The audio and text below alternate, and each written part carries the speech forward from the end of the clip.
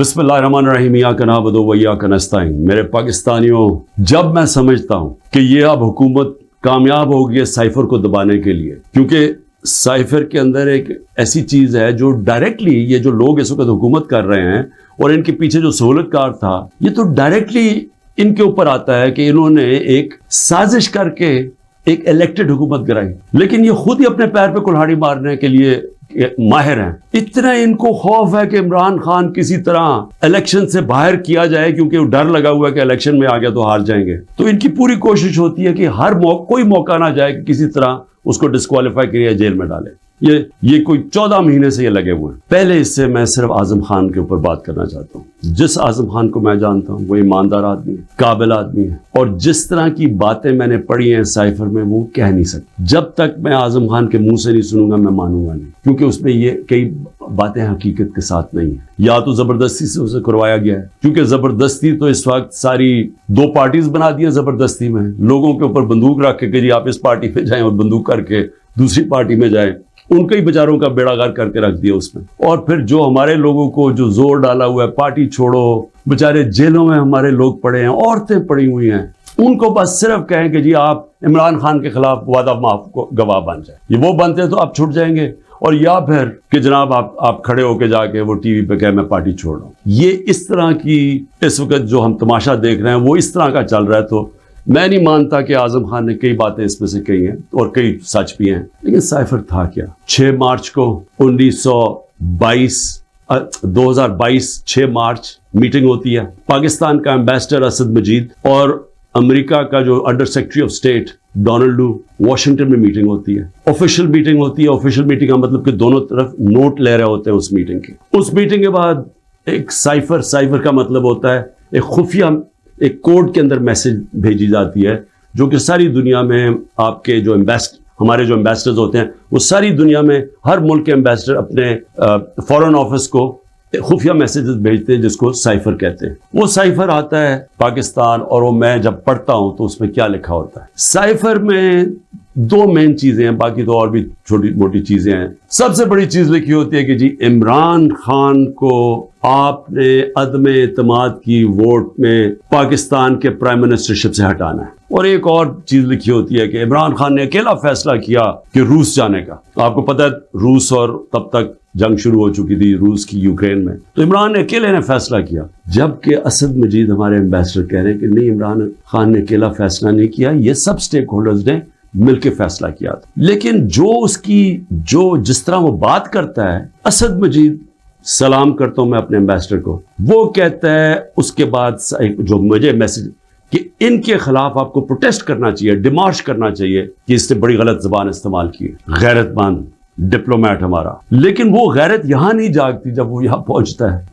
Cipher जाता है army chief के पास भी, फॉरेन ऑफिस में भी, मेरे पास भी आता है। मैं जब वो देखता हूँ मैं हैरान हो जाता हूँ कि इसकी जुर्रत कैसे पड़ी है लिखने की, ये कैसे कह सकता है। और फिर जब मैं ये देखता हूँ कि ये कह रहा है एक एम्बेसडर को कि अपने प्राइम मिनिस्टर को आपने हटाना है, तो फिर मैं देखता हूँ कि ये मेरे लिए तो नहीं है। एम्बेसडर तो मुझे जवाब दे है, तो मुझे कौन हटा सकता है? पाकिस्तान में मुझे कौन हटा सकता था? एक ही आदमी, जनरल बाजवा। साइफर तो जनरल बाजवा के लिए उसने भेजा है। तो मुझे वहां से पहले से होता है कि अब तक हमें लोग कह रहे हैं, मुझे खबरें आती रहती थी कि जनाब फैसला हो गया आपकी गवर्नमेंट हटाने को। मुझे रिपोर्ट आ रही रहती है, IB वाले मुझे आके बताते थे कि जी देखें शहबाज शरीफ की खुफिया मीटिंग्स हो रही हैं, बीच में इनके लोग पड़े हुए हैं, जनरल बाजवा की कोई फादर इन लॉ, उनके घर मीटिंग्स हो रही हैं। ये सारी मुझे खबरें आ रही थी। लंदन किसी को भिजवाया जा रहा है, तो मैं मानता नहीं था। मैं जनरल बाजवा को जब मिलता तो कहते थे हो ही नहीं सकता, हम तो कॉन्टिन्यूटी चाहते हैं। और मैं भी अपने आप को होता हूं कि मैं मान जाता था। लेकिन जब ये साइफर आया तो मुझे हुआ कि ये तो इसके बगैर हो ही नहीं सकता। फिर से कि कौन प्राइम मिनिस्टर को हटा सकता है सिवाय एक आदमी के जिसके पास पावर है पाकिस्तान में, तो पावर उधर ही है, सुपर किंग है, सब पूछने वाला कोई नहीं है, लेकिन पावर ही पावर है। उसके बाद अगले दिन अदम एतमाद असेंबली में टेबल हो जाती है और एकदम हमारे लोग हिलना शुरू हो जाते हैं। और फिर हमारे इत्तेहादी वो भी एकदम हमारे से खुश नहीं होते। लेकिन ये याद रखें कि ये टाइम कौन सा था, ये वो टाइम था जब पाकिस्तान की इकोनॉमी 17 साल में सबसे बेहतर इंप्रूव कर रही थी। इकोनॉमिक सर्वे उठा के देख लें, आप सारे इकोनॉमिक इंडिकेटर्स देख लें, हम बड़े मुश्किल वक्त से निकले थे, बैंकरप्ट इकोनॉमी मिली, 2 साल कोरोना आ गया।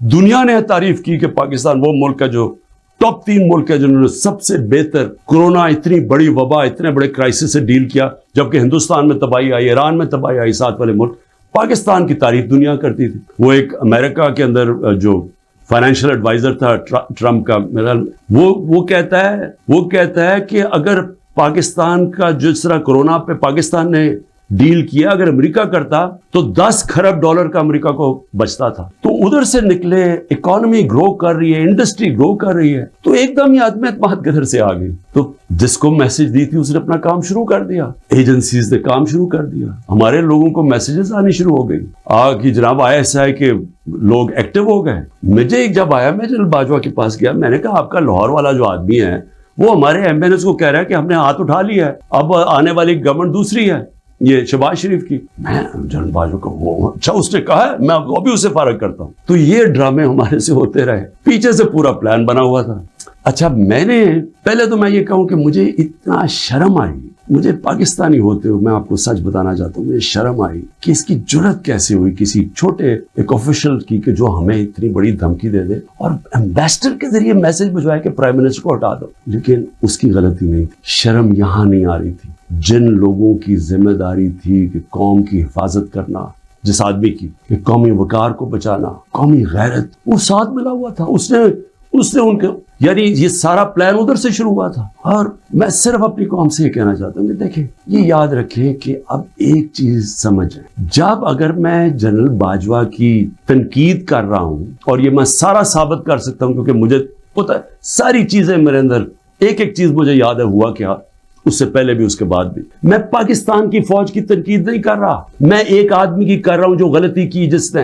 ये हम बहुत बड़ा जुल्म कर रहे हैं अपने मुल्क से कि हम जनरल फैसल नसीर, मुझे पहले से पता था कि मेरे ऊपर, मैं 6 हफ्ते पहले से लगा हुआ था कि मुझे इन्होंने कत्ल करने की कोशिश करनी है और दीनी पसंद के नाम, मेरी जलसों के अंदर तकरीरें थी। तो जब मेरे ऊपर अटेम्प्ट होता है और मैं FIR लिखवाता हूं, मुझे पता था कि ये पीछे सबसे ये था, मास्टरमाइंड था, अपनी FIR नहीं कटवा सका। जब JIT के अंदर ये साबित हो गया कि एक ने 3 शूटर थे, तो जो सारा हुकूमत का जो इन्होंने कोशिश कर रहे थे कहने की जी दीनी इंतहा पसंद है, वो जब सारा वो इनका नैरेटिव ही खत्म हो जाता है, तो इन्होंने JIT को सैबोटाज किया और फिर मेरे ऊपर गद्दारी का पर्चा कर दिया है कि जनरल फैसल नसीर को मैंने डर्टी हैरी क्यों कहा, साइकोपैथ क्यों कहा, मेरे ऊपर गद्दारी का पर्चा लग जाता। मैं फिर से कहता हूं कि अगर हमने ये करना है अपने मुल्क के साथ कि किसी इदारे को, अगर मैं किसी जज की बात करूंगा तो मैं सारी जुडिशरी के खिलाफ हो गया, इसका मतलब क्या, मैं पुलिस के खिलाफ करूंगा तो सारी पुलिस को मैंने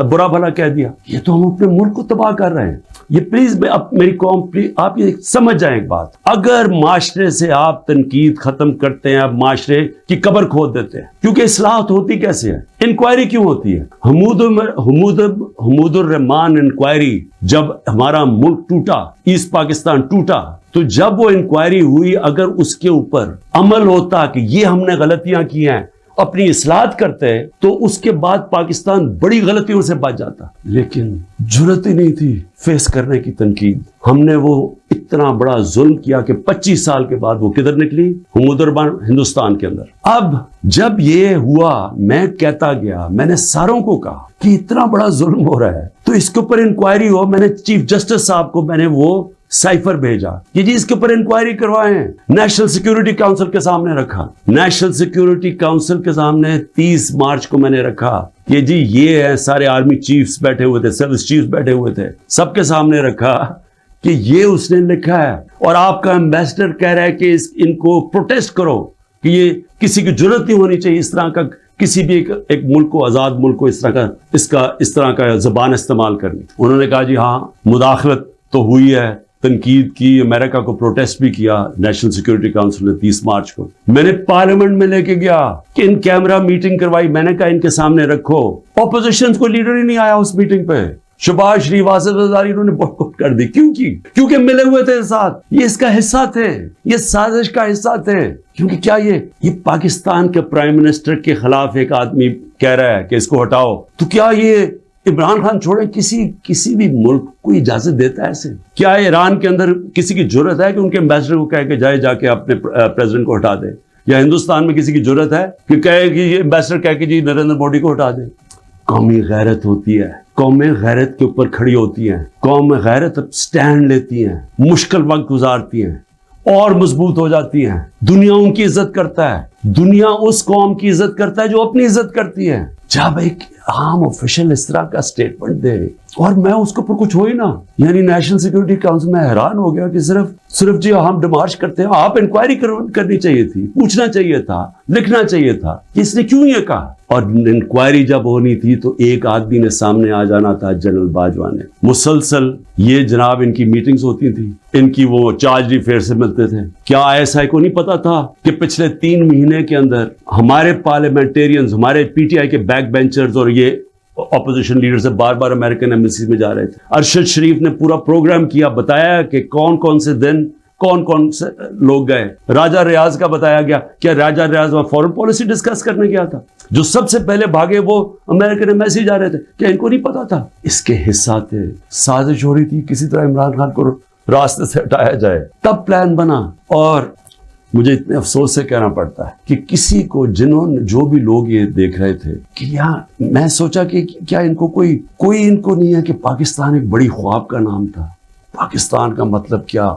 ला इलाहा इल्लल्लाह। मेरे अपने के लोग कह रहे हैं इमरान साहब ये आप साइफर ना उठाएं पब्लिक में, अमरीकी नाराज हो जाएंगे। मैं पब्लिक में जाके मैं क्यों पब्लिक को बताया? मैं अपनी कौम को बताना चाहता था, क्योंकि कौम गैरतमंद है, कौम खड़ी हो गई साथ। ये सियासी तौर पे नहीं मैं कर रहा, मैं वो पाकिस्तानी हूं जो इस मुल्क के जो ख्वाब था मैं उसमें बिलीव करता हूं कि ला इलाहा इल्लल्लाह, कोई नहीं है खुदा सिवाय अल्लाह के। मैं कोई किसी की गुलामी नहीं करने के लिए तैयार। और मैं आपको ये अमेरिका का भी बता दूं, देखें अमेरिका की एक बात समझ है, अमेरिका जो है वो अपने मफाद के लिए फैसले करता है, वो दोस्तियां नहीं निभाता।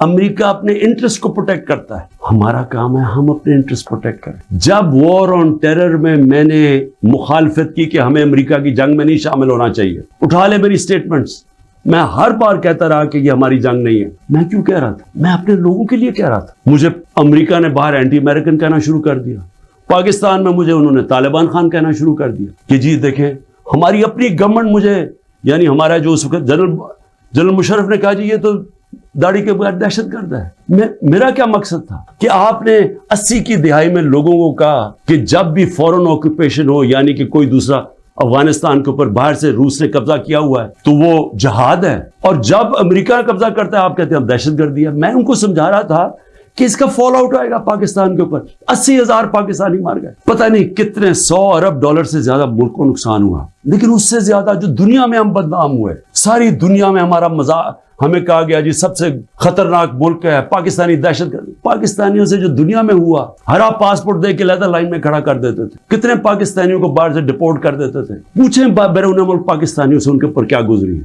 और मुझे जी इमरान खान तालिबान खान है जी, ये जी दहशतगर्दी के साथ। और ये भी मैं अब आपको बताऊं कि ये जो था, ये मेरे खिलाफ केस बिल्डअप हुआ। जनरल बाजवा ने क्यों कहा कि जी ये हम जब रूस से वापस आए, अच्छा रूस क्या है जरा सुनने वाले, उसमें साइफर पे क्या लिखा कि इमरान खान खुद रूस गया है। कि मैं इमरान खान ने खुद रूस क्यों जाना था? फॉरेन ऑफिस ने मुझे कहा, बैठ के मुशावरत हुई, हमने सारे पाकिस्तान के एक्स फॉरेन सेक्रेटरीज को बुलाया, सब ने कहा कि आपका रशिया जाना बहुत जरूरी है, हमें अपने ताल्लुकात ठीक करने चाहिए। फिर हमें 20 लाख टन गंदम चाहिए थी उनसे, वो हम बात करना चाहते थे, कंसेशन में थे। उसके बाद जब टेंशन हुई यूक्रेन से तो तेल की कीमतें आसमानों पे चली गई, कमोडिटी सुपर साइकिल आ गया। उन्होंने कहा कि आप वहां जाके तो उनसे नेगोशिएट करें सस्ता तेल। तो सारा स्टेक होल्डर्स के साथ कि जितने भी थे उन्होंने पूरा प्लान किया, हम ट्रिप पे जाने लगे। शाम को टेंशन बढ़ गई रूस की और यूक्रेन की। मैंने जाने से पहले जनरल बाजवा से पूछा कि क्या मुझे जाना चाहिए या नहीं। इन्होंने कहा हम सब बैठे हुए हैं, हमारे ख्याल में आपको जाना चाहिए। तो सबसे पूछ के मैं रूस गया, मैं अपनी जात के लिए तो नहीं गया। तो वापस आया तो जनाब जनरल बाजवा ने उसके 2 दिन बाद कि जी मजम्मत करो कि जो रूस चला गया। वहां फॉरेन ऑफिस भी बैठा, हमारे मेन लीडर्स बैठे हैं। हमने कहा कि हिंदुस्तान तो मजम्मत नहीं कर रहा, वो तो उनका स्ट्रेटेजिक एलाय है, वो तो नहीं कर रहा, हम क्यों करें? और हम उनसे डील करके आ गए थे सस्ता तेल पे और सस्ती गंदम पे। उसके बाद जाके एक नेशनल सिक्योरिटी का सेमिनार हो रहा है, जनरल बाजवा में बैठ के कहता है जी इमरान खान हम रूस की सख्त मजम्मत करते हैं, गवर्नमेंट की पॉलिसी के खिलाफ जाके स्टेटमेंट दे देता है। उसके बाद हुसैन हक्कानी की ट्वीट आती है, वो कहता है जनरल बाजवा प्रो अमेरिका है और इमरान खान एंटी अमेरिका है। बाद में हमें पता चलता है कि हमने $30,000 दे के हुसैन हक्कानी को जनरल बाजवा ने हायर किया हुआ था हमारी गवर्नमेंट के दौरान। वो बाद में जब उनका फेरा, उनका एक अदारा होता है जो आपको रजिस्टर करना पड़ता है लॉबीज को, उसमें पता चलता है बाद में हमें। तो मेरा अपना ही आर्मी चीफ मेरे खिलाफ लॉबी कर रहा था, उनको बता रहा था मैं कितना बुरा हूं। मैं सिर्फ आज ये कहना चाहता हूं कि देखिए मेरे पाकिस्तानियों, जो जिधर आज हम खड़े हैं, हमें पहले फैसला करना चाहिए कि क्या हमने बेकारियों की तरह, एक चूंटियों की तरह बाकी जिंदगी गुजारनी है पाकिस्तानी होते हुए जिस तरह हम जा रहे हैं, तो कोई मुस्तकबिल नहीं है। क्या हमने खुददार कौम की तरह, ला इलाहा इल्लल्लाह जिसका नारा था, एक खुददार कौम, ला इलाहा इल्लल्लाह गैरत देती है इंसान को, एक छोटे से इंसान को बड़ा इंसान बना देती है। हम एक दुनिया के अजीम लीडर मोहम्मद मुस्तफ़ा सल्लल्लाहु अलैहि वसल्लम, जिन्होंने जब मुसलमान कमजोर भी थे तो उन्होंने 2 सुपर पावर्स के सरबराह को खत लिखा कि मैं अल्लाह का पैगाम लेके आया हूं, इस पे चलोगे तो तुम्हारी बेहतरी है। खुददार, अल्लाह से सिर्फ डरने वाले लोग, हमें ये क्या बना दिया इन्होंने कि जी अपना ही मुल्क का आर्मी चीफ उनको लिख रहा है कि जी देखिए इमरान खान ये एंटी अमेरिकन है। तो मैं अपनी कौम से आखिर में कहना चाहता हूं कि देखें हो क्या रहा है पाकिस्तान में, एक ही चीज हो रही है, सब कुछ, कोई फिक्र नहीं है मुल्क किधर जा रहा है, कोई इस वक्त फिक्र नहीं कि मुल्क के सारे इदारे तबाह हो रहे हैं। सारा सिर्फ एक 1 पॉइंट एजेंडा है कि इमरान खान को किस तरह डिस्क्वालीफाई करना और जेल में डालना है, ये एजेंडा है। उसके अंदर ये साइफर भी आ गया। ये नहीं इनको पता कि साइफर में इनकी तबाही है, क्योंकि सब मुलव्विस थे उसमें। ये शहबाज शरीफ भी था, जरदारी भी था, सारों को पता था साइफर का, सारे मीटिंग्स कर रहे थे अमेरिकनों के साथ। और इसके अंदर जो जनरल बाजवा का रोल है वो सबके सामने आएगा कि उन्होंने क्या रोल था इसका, और कैसे एक हुकूमत जो इतने सालों के बाद सही परफॉर्म कर रही थी, जो इकोनॉमी हमारी आगे जा रही थी, उसको गिरा के एक वो चोरों को ऊपर लेके आए हैं जो 30 साल मुल्क को चोरी कर रहे थे, लूट रहे थे, जो 30 साल मुल्क को, जो खुद जनरल बाजवा हमें बताते थे, जो मुल्क की एस्टेब्लिशमेंट जिनकी चोरियों की बताती थी, जो एक दूसरे की चोरियों का बताते थे, जिनकी इंटरनेशनल दुनिया में उनकी चोरियों के अखबारों में और किताबों में जिनका नाम आता था, उनको लाके ऊपर बैठा दिया। इंक्वायरी सबसे बड़ी ये होनी चाहिए इस साइफर के ऊपर, जो FIA नहीं कर सकती। अगर सही इंक्वायरी करवानी है ताकि हम आगे ये गलतियां ना करें, तो इंक्वायरी ये होनी चाहिए कि ये साजिश में कौन कौन शरीक था कि गवर्नमेंट गिरा के एक मुल्क की इकोनॉमी की तबाह किया, आज पाकिस्तान को घुटनों पे रख दिया। आज अगर हम इनकी मदद ना करते और IMF से ना कहते कि आपकी स्टैंड बाय एग्रीमेंट के हम साथ हैं, तो पाकिस्तान डिफॉल्ट कर गया था। डिफॉल्ट करने का मतलब कि आज लोगों का माशी कत्ल हो जाना था, जो हो चुका है। इससे दुगनी महंगाई हो जानी थी, बेरोजगारी, यानी सारा जो हमारी बाहर से फाइनेंसिंग खत्म हो जानी थी, जो आगे आज ही बुरे हालात हैं, इससे दुगने हो जाने थे। कौन जिम्मेदार है इसका? इंक्वायरी ये होनी चाहिए कि किसने क्या, किस प्लेयर ने क्या क्या रोल प्ले किया, ये इंक्वायरी होनी चाहिए। और इसके अंदर ये FIA जो कि शहबाज शरीफ ने अपने ऊपर नौकर बैठा दिए, ये इंक्वायरी नहीं कर सकते। और मैं जो आखिर में बताना चाहता हूं कि जो कोशिशें हो रही हैं, कोशिश क्या हो रही है, हर चीज